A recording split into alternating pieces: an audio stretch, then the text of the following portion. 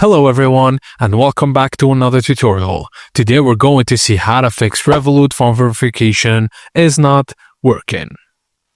Some common causes are poor network connection, SMS delivery blocked, wrong phone number format, or temporary Revolut system issue. The first fix you need to try is to check your phone number format. Open the Revolut app, go to Profile, Personal Details, and Phone Number.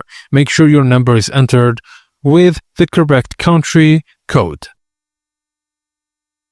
If it didn't work, the second method is switching networks. If you're on Wi-Fi, switch to mobile data or vice versa. Restart your phone and try again.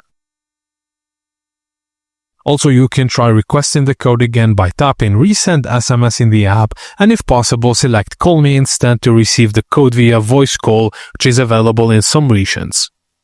And finally, try contacting Revolut support. If none of the above works, open the app, go to Help, then chat with us or visit the Revolut Help Center. Provide your phone number, career, and screenshots of the error. In most cases, correcting the number format and network reset solves the issue. And that's it, guys. As simple as that. Thank you for watching, and please don't forget to like and subscribe for more.